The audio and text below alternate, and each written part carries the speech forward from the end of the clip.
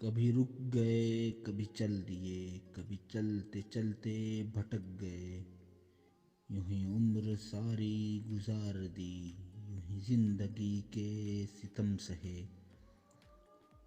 کبھی نیند میں کبھی ہوش میں، تو جہاں ملا تجھے دیکھ کر، نہ نظر ملی نہ زباں ہلی، یوں ہی سر جھکا کے گزر گئے۔ کبھی زلف پر کبھی چشم پر، کبھی تیرے حسین وجود پر، جو پسند تھے میری کتاب میں وہ شعر سارے بکھر گئے۔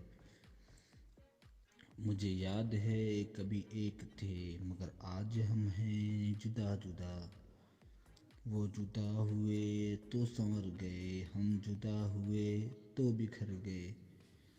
کبھی عرش پر کبھی فرش پر، کبھی ان کے در کبھی در بدر، غم عاشقی تیرا شکریہ، ہم کہاں کہاں سے گزر گئے۔